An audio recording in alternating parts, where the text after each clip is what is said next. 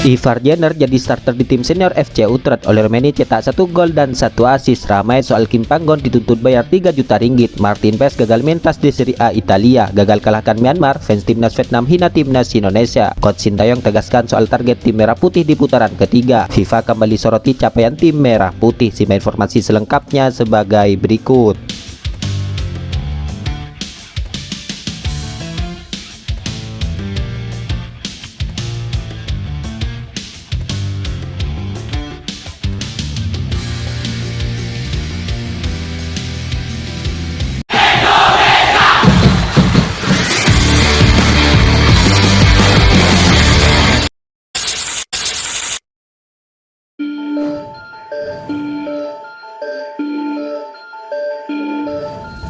Gelandang muda timnas Indonesia yaitu Ivar Jenner kini dikabarkan menjadi starter di tim senior FC Utrecht dalam laga uji coba pramusim pada Kamis kemarin.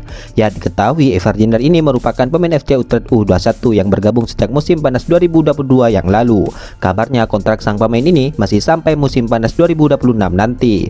Awal musim ini pemain berdarah Jember itu mendapatkan kesempatan di tim utama FC Utrecht walaupun di ajang uji coba, di mana Ivar Jenner diturunkan menjadi starter dan digantikan pada babak kedua. Dalam laga itu, Oli Romeni, pemain yang juga didekati PSSI itu pun juga tampil, di mana Romeni berhasil mencetak 1 gol dan 1 assist. Ivar Jenner mendapatkan kontrak berdurasi jangka panjang dari FC Utrecht. Dalam kesempatan baru itu, Ivar diikat kontrak sampai 30 Juni 2024 nanti. Manajer teknik FC Utrecht menyebutkan pertimbangan pihaknya memperpanjang kontrak Ivar Jenner karena melihat penampilan sang pemain.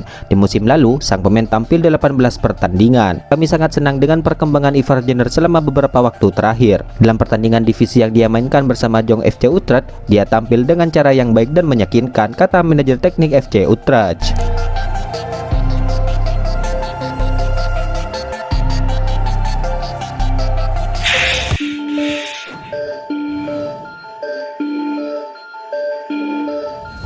Timnas Vietnam U19 kabarnya harus puas berbagi 1 poin pada pertandingan pertama Piala ASEAN 2024 ini. Melawan timnas Myanmar, timnas Vietnam kabarnya meraih hasil imbang 1-1. Dalam laga itu, timnas Vietnam bahkan sempat tertinggal terlebih dahulu pada menit ke-58. Ia baru bisa menyamakan kedudukan tepat pada menit ke-68. Kabarnya hasil imbang di laga perdana ini rupanya membuat supporter timnas Vietnam geram. Di postingan akun Facebook AFC ASEAN Cup, sejumlah netizen asal Vietnam menuliskan ketidakpuasan mereka, di mana netizen Vietnam ini justru menuliskan kata-kata kasar yang ditunjukkan untuk timnas Indonesia. Pemain Indonesia itu mempunyai reputasi atas perilaku buruk dari federasi. Pemain mereka kasar, tidak bisa berkembang dan kini hanya mengandalkan pemain naturalisasi, tulis salah satu pengguna Facebook dari Vietnam. Bahkan ada netizen Vietnam yang menuliskan komentar dengan nada rasis untuk pemain timnas Indonesia. Indonesia tidak lebih buruk dari Vietnam, tapi timnas mereka lebih suka bermain-main. Lihatnya orang kulit hitam di sana, tulis supporter Vietnam. Selain itu, ada juga netizen Vietnam yang menyoroti fasilitas Stadion Gelora 10 November. Menurutnya, cahaya stadion sangat kurang dan kualitas wasit pun dinilai buruk. Pihak penyelenggara harus berikan penjelasan. Cahaya stadion kurang dan kinerja wasit buruk. FIFA harus menyingkirkan wasit seperti itu, tulis mereka.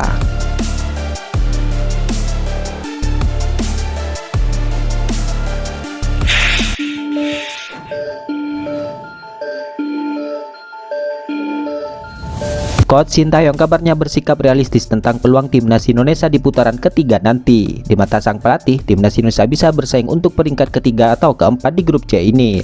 Ya, persaingan di putaran ketiga ini bisa dibilang sangat sulit bagi Indonesia. Berada di grup C, Indonesia akan bersaing dengan 3 langganan Piala Dunia, yakni Jepang, Australia, dan Arab Saudi. Selain itu, ada Bahrain dan Cina yang juga harus dihadapi dalam persaingan di grup tersebut.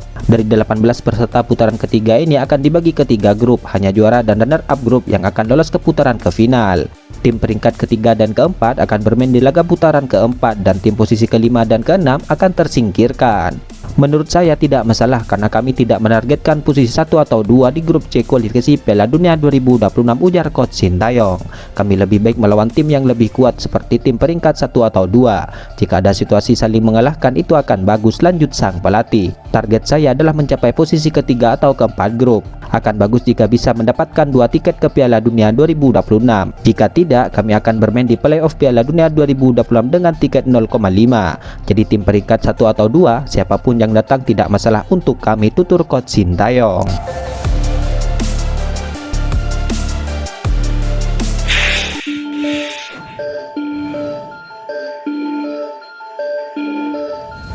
Rumor perpindahan kiper asal Indonesia yaitu Martin Paes ke Serie A Italia memang sempat mencuat dan menjadi perbincangan hangat di kalangan pecinta sepak bola. Namun meskipun sudah mencapai kesepakatan pribadi, kepindahan tersebut pada akhirnya gagal terlaksana. Alasannya kedua klub tersebut tidak mencapai kesepakatan akhir terkait beberapa detail transfer yang krusial.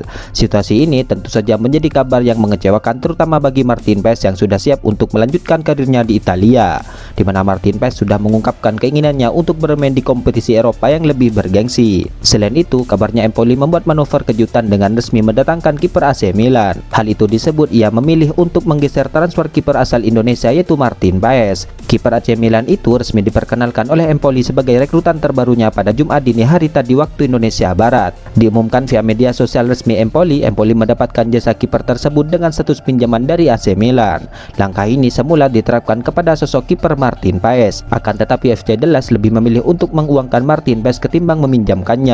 Kans kiper asal Indonesia itu pun untuk berlaga di Serie A Italia pada musim nanti hampir pasti tertutup.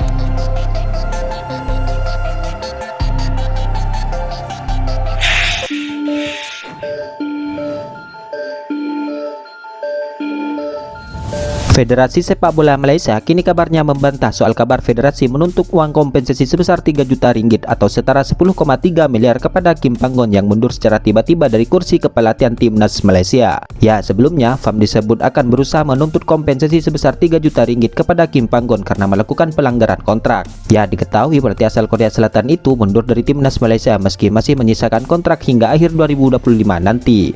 Wakil Presiden FAM yaitu Datuk Yusof Mahamudin pun membantah kabar tersebut, di mana FAM dipastikan tidak menuntut kompensasi kepada Kim Panggon karena berpisah secara damai dengan FAM. Selain itu, Yusof mengatakan bahwa Kim Panggon telah berkontribusi besar terhadap sepak bola Malaysia. Dia memuji Kim Panggon yang memainkan peran kunci hingga Malaysia lolos kualifikasi Piala Asia untuk kali pertama dalam 43 tahun. Ya, Kim Panggon memang secara mengejutkan memutuskan mundur dari kursi kepelatihan timnas Malaysia meski terbilang meraih sukses bersama tim Harimau Malaya. Keputusan itu diambil setelah Malaysia gagal lolos ke putaran ketiga kualifikasi Piala Dunia 2026 zona Asia. Kabarnya kini sebagai pengganti Kim Panggon, FAM menunjuk pelatih asal Spanyol yaitu Pau Marti sebagai pengganti sementara.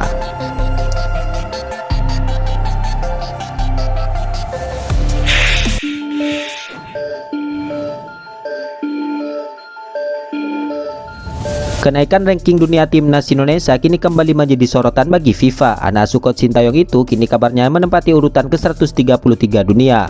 Ya, FIFA kini resmi mengumumkan ranking terbaru dari para negara anggotanya pada Kamis kemarin. Hal itu mengejutkan skuad Garuda yang kini naik satu peringkat. Pasalnya dalam update terakhir, timnas Nusa menduduki peringkat 134 dunia usai mengalami kekalahan atas timnas Irak dan menang saat melawan Filipina. Akan tetapi lewat update terbaru, timnas Nusa justru menanjak satu peringkat ke 133. Hal ini kabarnya menjadi sorotan di akun Piala Dunia yang menyebut bahwa tim Merah Putih punya progres positif. Progres positif Indonesia berlanjut, tulis akun Instagram resmi FIFA yang memposting foto skuad timnas Indonesia. Kabarnya kenaikan ini bisa terjadi juga tanpa bertanding. Hal itu dikarenakan imbas hasil pertandingan tim lain. Itulah ulasan terkini hangat dan menarik seputar tim Merah Putih yang dapat kami sajikan hari ini. Jangan lupa dukung terus tim Merah Putih di channel ini dan salam olahraga.